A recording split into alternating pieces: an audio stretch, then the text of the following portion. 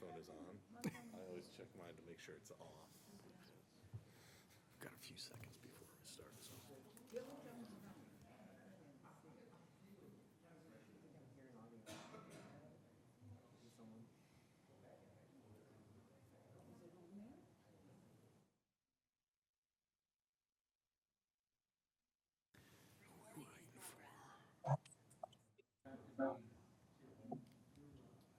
Put it on.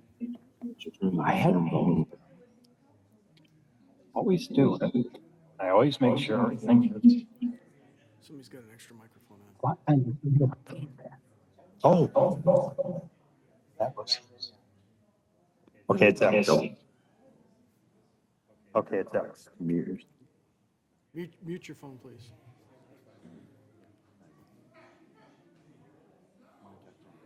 Are we ready? Are these guys still logging in? All commissioners logged in? Mike's still working on it.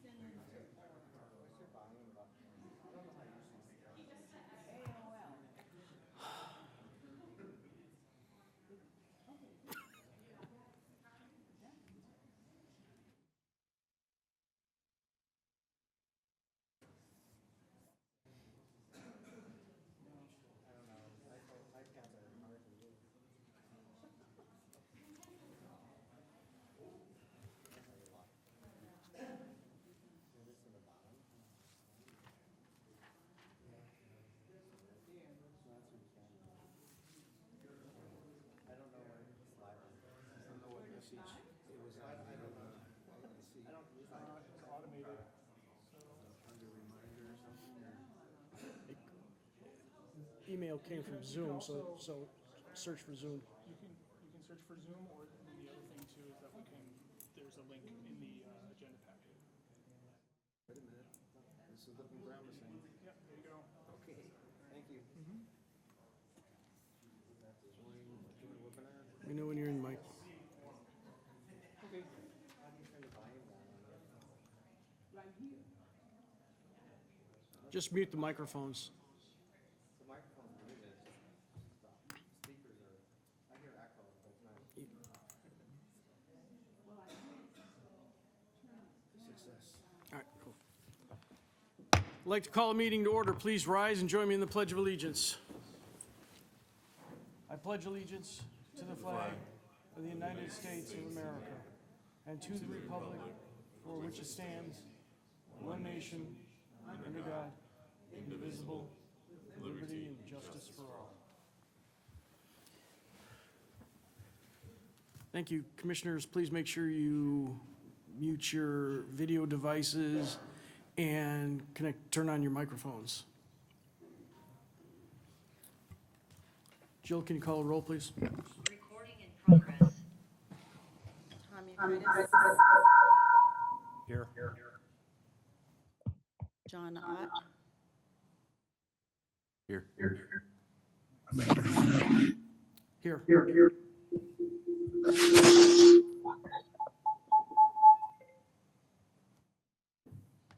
Mike Baum.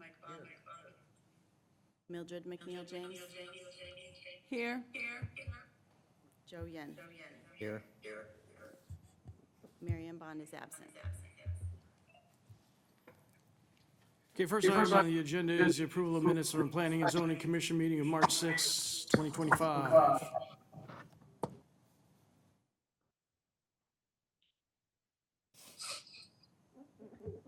Look for a motion. Almost I think we just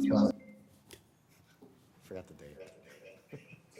March 6. March 6th, 2025.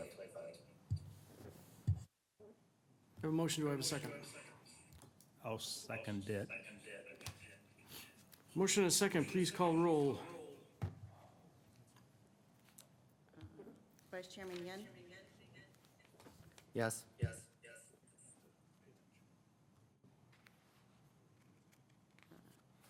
Sorry, Commissioner Euclides. Yes. Commissioner Ott. Yes. Chairman Hammond. Yes.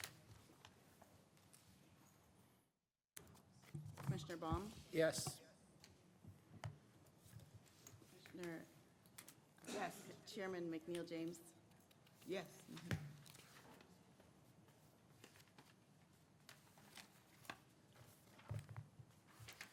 Okay, this portion of the meeting is a public comment period.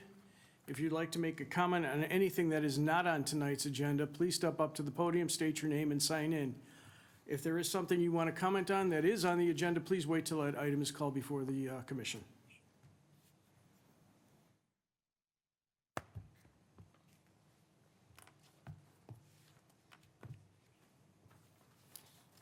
Okay, I will go ahead and move on to number 6, items for Planning and Zoning Commission action, PZC 2025-004, Pet Place, 2051 Mayfield Drive, Senior Planner.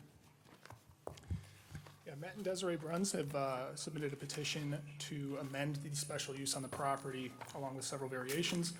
The property used to be the location of Wuforia, a different animal boarding business. They had received a special use for animal boarding for that location. Pet Place, based on their business model, would like to expand the area in which they can have animals, and so they need to amend that special use. They would like to expand the area in which the animals can be into the front yard. They would like to increase the number of dog runs from the maximum 2 to 3, and then they would like to adjust the minimum fence height as well. All right, so the UDO. I can't stop it. Yeah, why don't you just end it? You just need. Just end it. Yeah.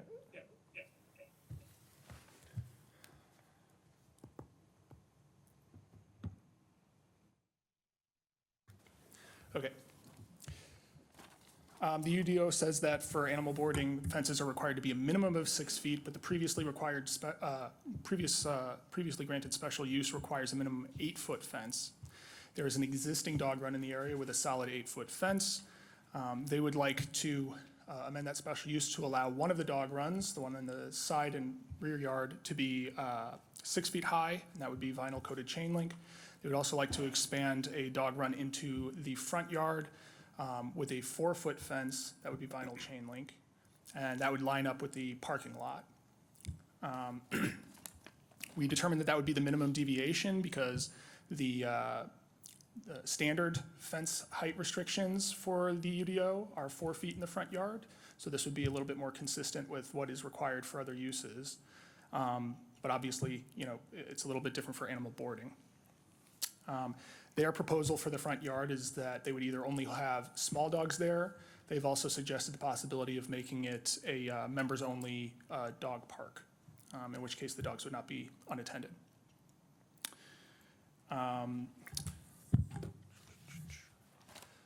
Animals are not allowed in the front yard typically, so that's one of the variances they're requesting.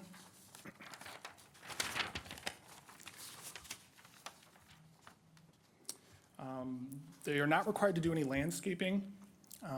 Partly that is because there is actually a B2 parcel that is undeveloped, that is basically just accommodating storm sewer, and that has shrubs and things in between them and the nearest houses as well. They have offered to put in landscaping between the fence and sidewalk to kind of screen some of that a little bit more, so that people aren't just walking along chain link. But yeah, there's about a 40-foot buffer between the proposed fence line and the nearest residential lots. Staff recommends approval with the following conditions: that the existing landscaping in the front yard shall be enhanced with additional ornamental grasses or small shrubs to provide some screening to the fenced run area in the front yard; that the exterior fencing for the front dog run shall be allowed to be a minimum of 4 feet, but the remaining run's fencing shall be a minimum of 6 feet tall; and adoption of the findings of fact outlined above. You can take a look at your site plan. We do have an overlay to give a rough approximation. This is not perfectly to scale, but it gives you an idea of what it would look like. Now it's here for your consideration. Thank you. So at this time, I will go ahead and open up the public hearing. and consideration to amendment for a special use for animal boarding. We're going to take this in two pieces with two separate public hearings. So if you'd like to speak on this item, please step up to the podium, state your name, and sign in, please.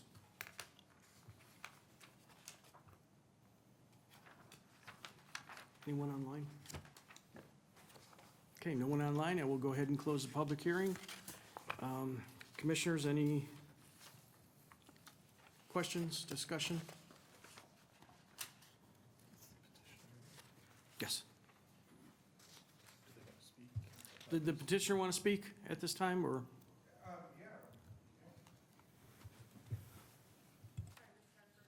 Yeah, I don't know. So, hi, I'm Matt Bruns. You have to swear in. Okay. Swear the testimony you're about to give is the truth and the whole truth. Yes. Go ahead. Hi, I'm Matt Bruns, Mike Desiree. We own that place. Thanks for having us. Yeah, so we're really excited about the idea of our fence expanding into that existing area. Just to clarify, boarding isn't dogs overnight in the fenced area. We would never house dogs overnight in a fenced area. We're thinking the 6-foot fenced area would be an area for dog daycare during the day if we bring the dogs out, but they're always supervised at all times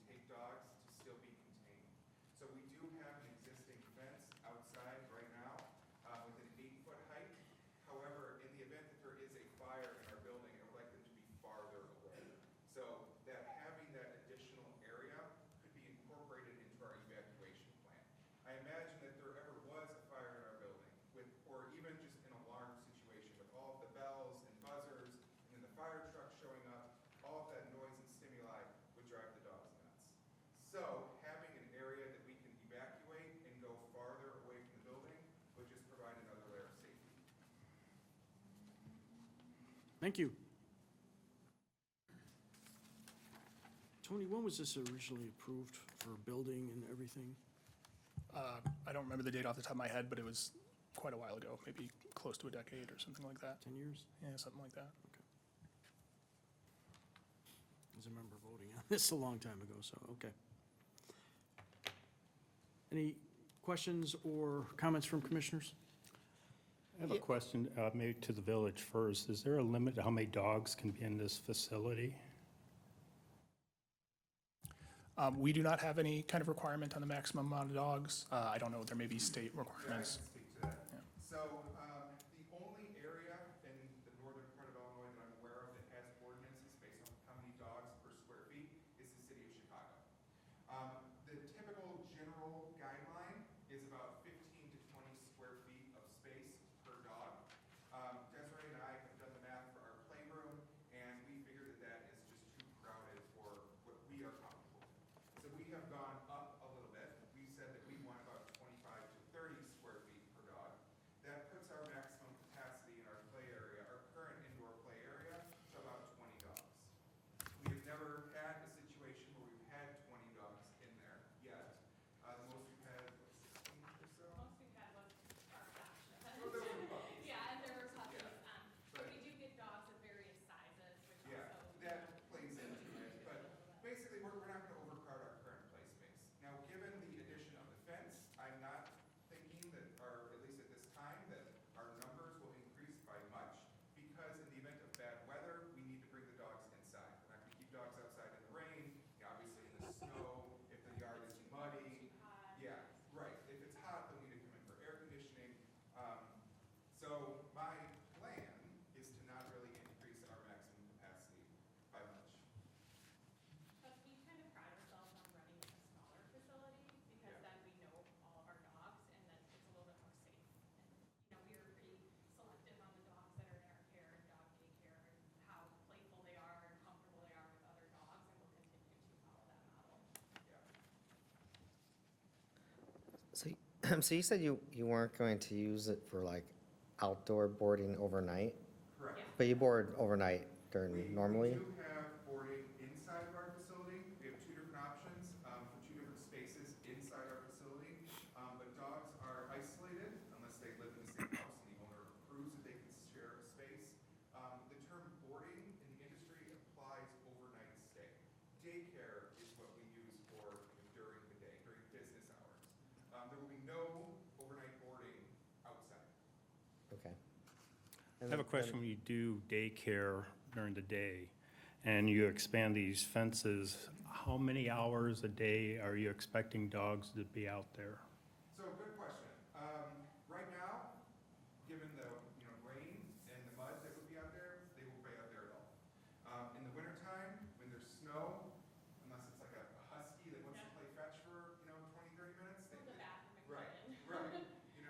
In the summer, when it's 95 degrees and super humid, probably an hour just to play fetch, and then back into the air conditioning, then outside again. We use our current fenced area for bathroom. Some of these lovely spring days that we've had lately, where it's been, one day it was like in the 80s, then we're out there quite a bit.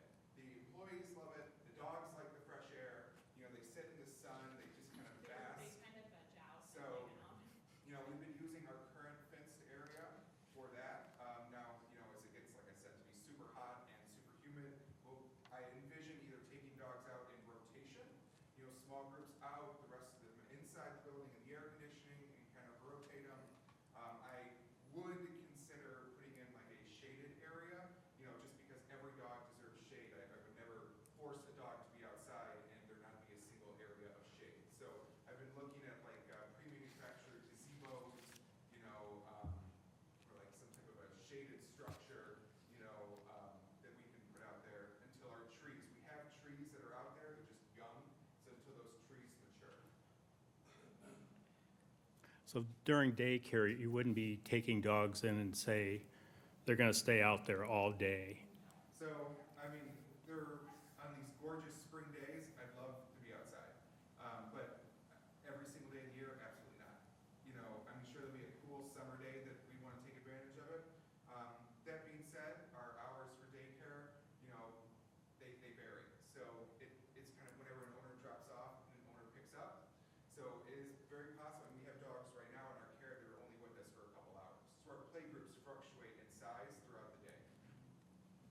So my assumption is you won't take you take a limited dogs that could be housed inside your building. Correct, because we always have to account for severe weather. Okay. Thank you. What about dog noise, barking, right? So the barking noise, is it just village ordinance is what they would follow?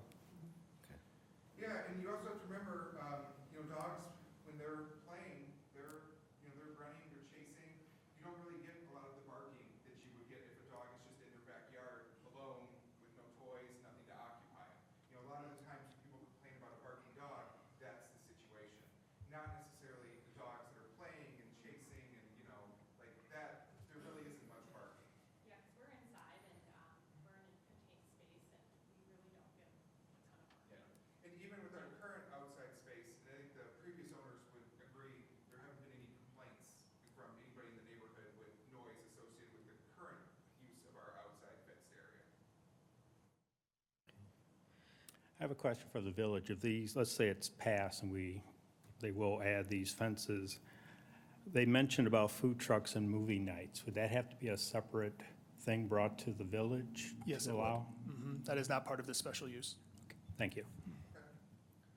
My concern is the 4-foot fence. Why not 6 foot all the way around? Good question. I am totally okay and open to the idea of a 6-foot fence. When we started planning, perhaps you could speak a little bit to that. When we started planning, we did discuss kind of our preliminary plans, and we thought a 4-foot fence would be better. It would also match the neighborhood. So ultimately, I'm okay with whatever the committee recommends. I think, again, Mr. Figueroa needs to speak.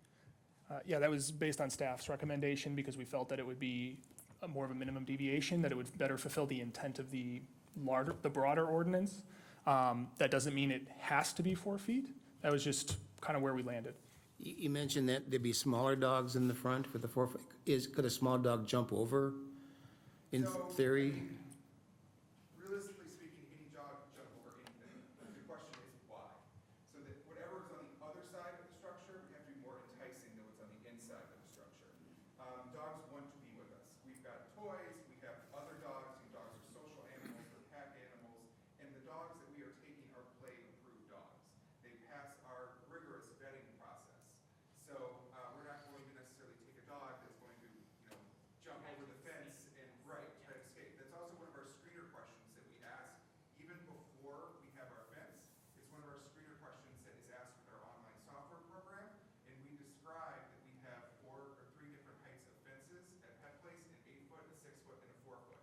And then coming from those questions, it asks if your dog has ever tried to or successfully escaped a 6-foot, 4-foot, or 8-foot fence. And so far, none of our pet owners have answered that question.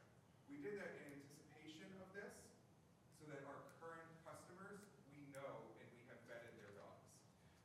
Additionally, I would say that jumping over the fence is going to be kind of a feat, because we will have employees out there, and again, enticing things on the inside. I would ask the question of the average neighborhood fence, I would say, is like 3.5, maybe 4. And dogs do not really jump over them. If a dog escapes, it's because the gate was left open and we have self-closing gates.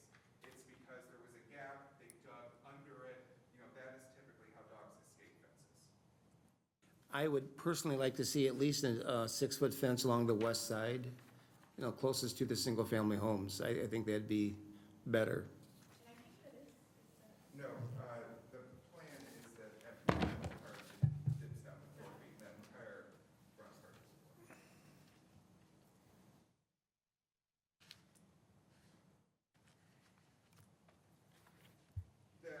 Just to follow up on that, the other side of that is a ditch, so it drops down relatively quickly. And I cannot foresee anything on that side that would make a dog want to jump over on any part of that, side that borders that retention pond.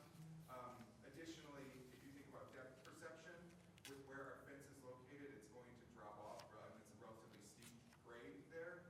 I cannot imagine that any dog would want to take that leap, knowing that it slants down.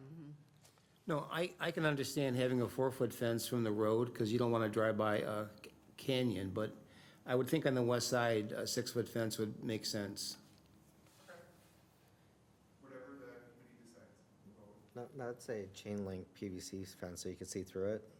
Is that right? I'm sorry, what's the question? What type of fence is it? Vinyl coated chain link. Vinyl coat. I've talked to several different fence companies, and the gauge of it would be about 8 to 9 gauge, so it'll be commercial grade, Okay. which will not curve up at the bottom of it. It'll withstand use in like weed trimmers and stuff like that. The vinyl coated, is immune to, like UV and stuff, and it'll be black. And something that kind of makes me a little nervous with the solid fences is that we've heard owners say that their dog has busted through Yeah, the that's- plastic. Seems to be- Or wind will blow it Yeah. down. It's very susceptible to wind and weather. And so at least then the fence won't be susceptible to that, those like elements of weather and also dogs breaking through plastic. And I also like it being transparent. We use a divider inside of our playroom that's kind of see-through mesh, and we had a solid one before that. Our experience with the solid one is the dogs are curious as to what's on the other side. They can hear things, they can smell it, but they can't see it. Once we switch to our clear, or it's not clear, it's like a mesh, we haven't had one instance of a dog trying to like climb on top of it and push it down. They go up to it, they can look through it, they can smell, they can meet each other through it, but there hasn't been any crossing. Additionally, with the chain link outside, it gives it more of an open view. I like that, especially for like it is in a neighborhood. I would not like to have a solid wall, and all these dividers and partitions separating us. So for the dog's curiosity and just for the openness of the neighborhood, I feel that vinyl coated chain link is our best option. And it does withstand things like urine as Yeah, well, we asked. which is a big one for us. We have to make sure that there's no rusting or things that urine could damage. Yeah, and again, UV exposure, we want it to be strong for years to come. I don't want to have to worry about, as Desiree had mentioned, some of our owners report their dog busting through a fence where they jump up on it because it's a solid structure. They jump up on it and they put their weight on it, which flexes, the plastic. Chain link will not give way. That's why most dog parks are chain link. Now, you mentioned having a shaded structure, which is, that's good. Any other, like, permanent structure? No, not necessarily permanent, Well, but, nothing will be permanent. but, My understanding, and the committee can correct me, my understanding of permanent is something that's permanently attached to the Correct. ground with a foundation. This would be more just on top of the ground. Okay. They also sell those like sunshades, like giant umbrella thing, sails. We've been exploring our options. We need to see kind of what the fencing will look like and then kind of plan our shade structure. But ultimately, it's just responsible pet ownership. If we've got some type of like a husky and it's super hot, they probably won't go outside more than just go to the bathroom. Like a long-haired dog. But some of our dogs will love to be outside and to run and fetch and play and use frisbee and stuff that we cannot do in our indoor space. And with that, exercise comes a time to relax. And we would like to have that. We've also looked at getting those kind of plastic, like igloo doghouse thingies. Took a couple of those, shaded to have dogs be, a way that they can go and just kind of relax or get out in the sun too. So we've been exploring our options. Nothing's been decided yet, but just exploring our options. Maybe some to the village, is that something they should maybe pass by the village when they Yeah, get that? Yeah, it depends on how big you want to go. If you're going to something more along the lines of a gazebo, like you mentioned earlier, you would need to come to us for permitting. If it's something that's more like one of the igloos like you were talking about, that would not require a permit. Even if it's not permanently anchored to the ground. For a gazebo, we would require it to be anchored to the ground. Like gazebo is right on where it's like a pergola, just like 4 structures and like a shape. Yeah, we require it because, tornadoes happen and stuff, and we need to make sure that they're not flying around. Your canvas tarps are probably your best, but I don't think you would need a permit for that, right? Like the canvas tarps that you could put, like a sunscreen. Right, like an umbrella, that sort of thing wouldn't. If you are, depending on how you're securing the sail, you might, but otherwise, yeah. I mean, there are options that you'll have. Absolutely. Yeah, that's fine. We've just been kind of talking about it. We haven't gotten too deep into it because we don't know what's going to happen with our fence, if anything will change with our plans or anything, so. The biggest thing for us is we really care about the pets that are with us, and we treat them like they're our family, and I would never want my dog sitting out in the sun in a hot day. Absolutely. If they're panting and overheating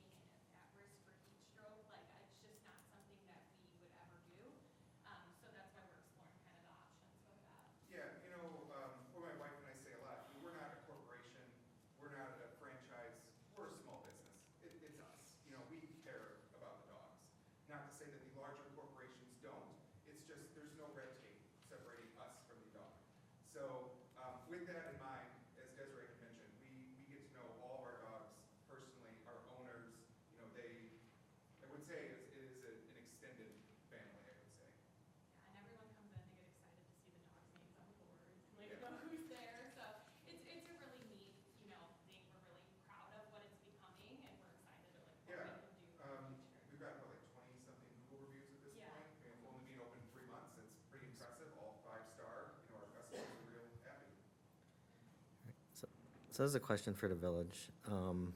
So let's say they are really successful, they decide to sell it though, maybe go somewhere else. What if someone that bought it, nothing restricts them from using the areas differently? Is that correct?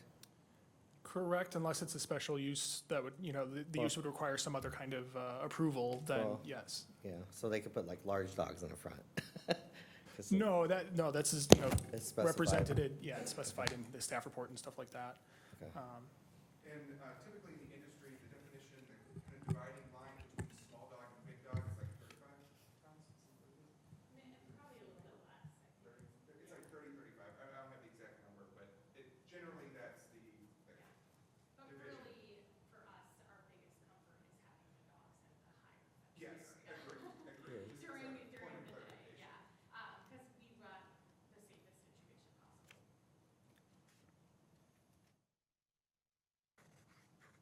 Thank you. Further questions, comments?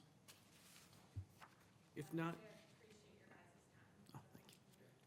If not, I'll look for a motion on the special use for animal boarding. I have a question first. I'd like to amend it that there be a 6-foot fence. We'll get to that one, we're not on Is- that one yet. Is that a later time? That's the next one.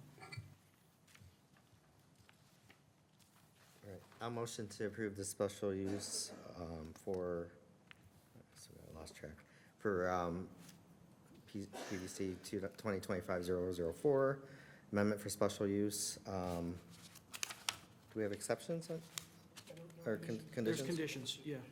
Yeah, with the conditions specified in document and also the adoption of the findings of fact outlined. Okay, we have a motion, do we have a second? Second. Jill, please call the roll. Vice Chairman Yen, Yes? Commissioner Yekitis, Yes. Commissioner Ott, Yes. Chairman Hammond, Yes. Commissioner Baum, Yes. and Commissioner McNeil James. Yes. Moving on to the second item under PZC's 2025-004. Public hearing consideration of multiple variations from the UDO, including variation from section 9.202.b.2, allow animals to be located in the front yard. 2, variations from 9.02.b.2 to allow 3 dog runs instead of the maximum 2. And variation to reduce the minimum fence height in the front yard from 6 feet to 4 feet. Is this the right time to? This is the right time, yes. I'm not sure the procedure, but I would like to amend it that there be a 6-foot tall fence on the western boundary. Is that something you'd be okay with, or would you feel better if the fence all the way around from the 81 feet to the 90 feet to the 40 to the 72 would be 6 foot? Would that help you out with the dogs, or? I mean, it would, but I feel like then we would want to have larger dogs in the front area, so we might have to go back to the previous motion. As it stands now with the 4-foot area, I think it's appropriate for smaller dogs, and events. Typically, dog parks have lower fences, it allows just, again, transparency and stuff like that. So that's kind of, when we decide on the 4-foot area, that's kind of what we had thought about. We went to the sports complex dog park to see how high their fence was and what type of fence that they had there, and it is a 4-foot Yeah. fence. And that's for both of their large and their small dog parks. We went to a couple other dog parks to see, because we wanted to know, are we comfortable? Yeah, I even called the company that put the fence in at the dog park and the sports complex. What about just locating a 6-foot on the west side? Yeah, I'm okay with that. Personally, I don't see the point really, because, if you had like an escape risk dog, they would just jump over another 4-foot side, so I don't see what adding just an additional little bit of 6-foot. Yeah, that's my question. What was the reason for it? Just so I understand. I think just better screening from the single-family homes. But there's no So screening. it's though. see-through, so it's Well, a chain better- link fence, so I was in total agreement until they said it was a chain link, and then I That's why I asked the don't question. think it matters. My thought is stay 4 feet, because if I was a homeowner, I'd rather see a lower fence than a 6-foot fence. So that's in my backyard. My Which- viewing as well with the front. Yeah, with the vinyl, I thought it was blocking on the west side, which I would totally agree with the houses, but since it's see-through, I think the Maybe floor do looks it better landscape. in me. Okay.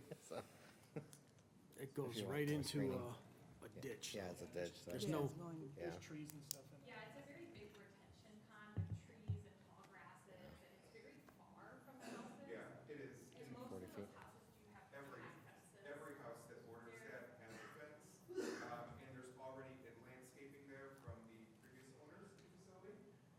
So there's landscaping there already. It's young, because it's only, a couple years old, but a couple years it'll mature. There's trees, bushes, in a couple of years, yeah, there's tall grasses, shrubbery. In a couple of years, when it's mature, that should, break up the fence view. It would be on the inside of the fence. Your current fence is see-through, correct? Vinyl coated chain link, yeah, it would be see-through.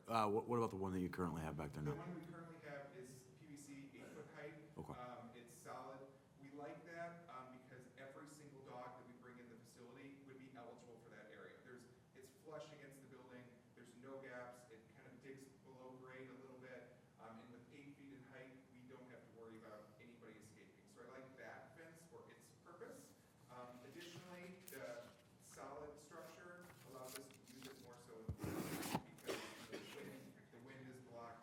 However, the downside to that solid structure is on a day with even a moderate breeze, that whole fence is, and there have been some of these windstorms that we've had lately where I have the employees check the fence before letting the dogs out. We won't have to worry about that with the vinyl coated chain link. So it would just be safer for the animals. We always check our fence, and that's something that we're gonna be putting into place. Fence is that it needs to be locked before the dogs are let out, to make sure there's no gaps within the fence, like overnight or whatever, if a dog, while looking for gaps, making sure every single gate has closed, even though they're self-closing, just double checking that everything is closed before the dogs go out into the fenced area. We'll have a system in place for that. And like you said, the nice thing is with that existing fence, like we do group our dogs, and we think about our dogs' individual needs, and we have profiles for each of our dogs where we take notes about each dog that each employee can pull up on our app and see specific tags and codes. So if the dog is a jump risk, per se, if they would not go out into that other area, they would be required to only be in the outside area where they could not.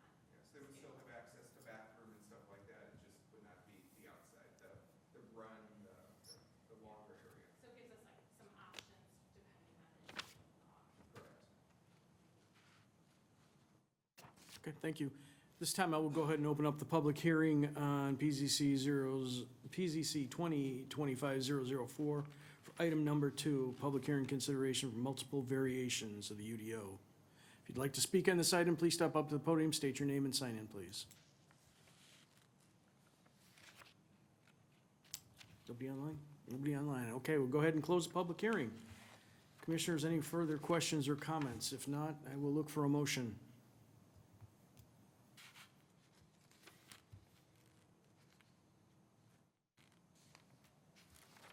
Just to clarify, are we all in agreement now that it should just stay 4 feet?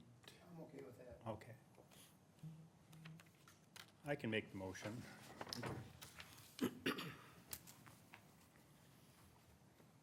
Apologize, I don't have the right page yet. I recommend approval of PZC 2025-004, Pet Place for a special use amendment and variations with the following conditions.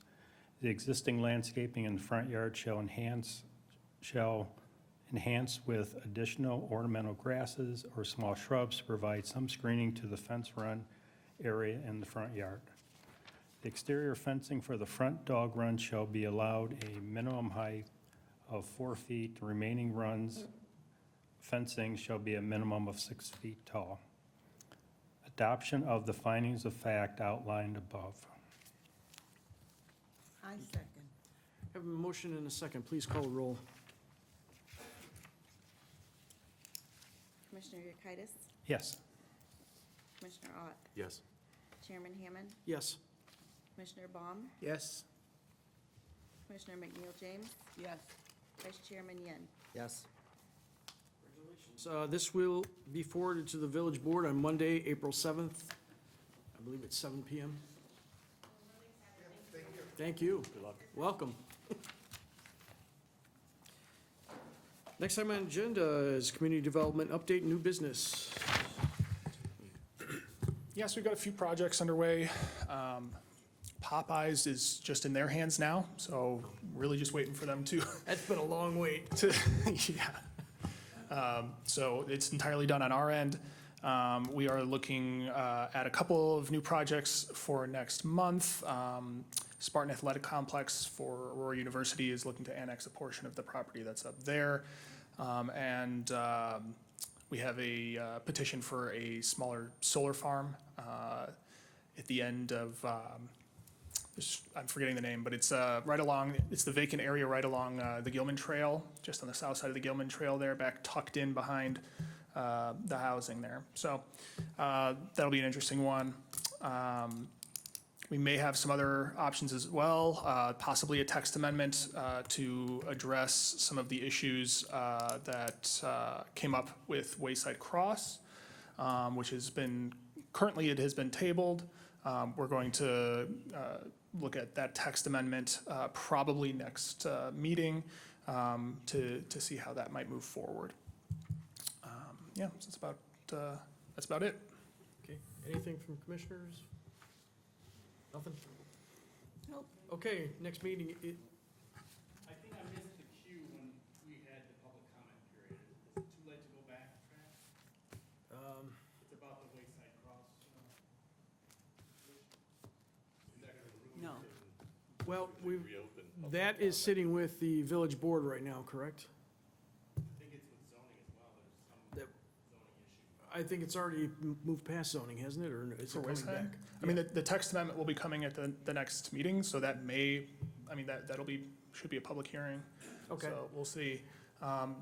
You know, keep an eye out for the next agenda. Otherwise, yeah, it's going to be going to the board for their second discussion. We do have some board members here who you may want to talk to. Okay. Are you saying that the rezoning has already been figured out? No, so, sorry. Yeah, the final vote from the village board has not taken place. They decided to table the issue to see whether or not some of the concerns could be resolved. And so that's what's being worked on right now by the petitioner. I guess what I'm asking is that you guys are no longer involved with the. We'll be involved with the text amendment that comes up. So if you wanted to come up and talk right now, that's fine. Okay, is that all right? Sure. Appreciate that, thank you. Just state your name and sign in up right there, please.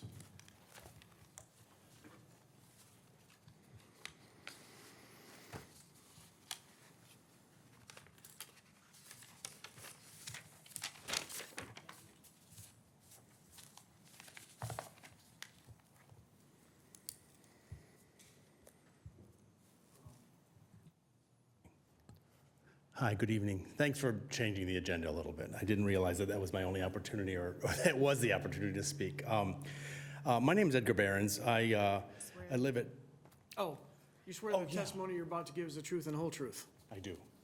Thanks, Joe. Thanks. My name is Edgar Behrens. I live at 206 Hartway Court. We've proudly called this neighborhood home for the past 13 years. We bought our house in 2012. It was abandoned and in disrepair after the foreclosure crisis. We replaced the roof, we fixed the floors, we painted every room, we made the home ours. We chose Hartway Court not just for the house, but for the neighborhood and the beautiful open space surrounding it. The fields, the trees, the baseball diamonds, the landscape isn't just scenic, it's part of the community's heartbeat. And now the heartbeat is seemingly under threat. Despite overwhelming concerns from residents, it seems the proposed urban youth center from Wayside Cross Ministries may move forward. To make this happen, you'll have to rezone a residential area into a business zone. That's just not a technicality. That's a permanent change to the character of our neighborhood. And it's happening because possibly a sweetheart deal between Wayside and St. Olaf's Church. With such a deal in place, no real effort has been made to look elsewhere by Wayside. The day after the last village meeting last week, I personally walked less than a quarter mile up Douglas Road and found 2 empty lots for sale, 4 vacant commercial buildings, 3 adjoining with land, all suitable for this program, the Youth Activity Center. Any logistical challenges? Solvable with the same busing system they've already used for over a decade at St. Olaf's. Another resident listed 9 alternative addresses at an earlier village meeting. I located, photographed, and contacted realtors in one morning, but we're told no other options exist. Of course not. Why would they walk away from a good deal like this? And then there's the traffic issue. Excuse me. Even trustee Doug Marichek admitted there's always been a traffic problem, and with or without the youth center. That's like saying there's always been a fire, so what's a little more gasoline? That's not planning, that's short-sightedness. At the March 24th meeting, we heard from 2 individuals praising their love of our neighborhood. They spoke glowingly of its charm while actively working to rezone their own residential property at 251 Sherman into a business so they can open a banquet hall. This means late-night events, loud music, even more traffic. Their generous offer to sell their acreage at 251 Sherman to the youth center if St. Olaf's plan falls through rings hollow. Let's call it what it is. It's positioning, buttering up diplomacy, designed to making their own rezoning go down easier when their time comes. And here's what happens if this youth center should fail. That rezoned business lot, it would become anything. A Planet Fitness youth facility. Not a thing yet, but think about it. It's not that far-fetched. Once rezoned, the door is wide open. Let me be clear, no one here is against helping kids. But placing this center here in the middle of a quiet residential area is not the only way and is certainly not the best way. We are not just asking to be heard, we're asking for leadership. Leadership that listens, leadership that plans with foresight, leadership that values long-term community health over short-term convenience. If you vote for this, you're not building a youth center, you're building distrust. You're paving over voices and calling it progress. We don't call that progress. We call it a tragedy. Thank you. Thank you. So keep an eye out for the agenda item to come up again, either on the village board or for the plan commission. Okay, thank you. Thank you. Next meeting is May 1st, 2025, and we are adjourned. Thank you all.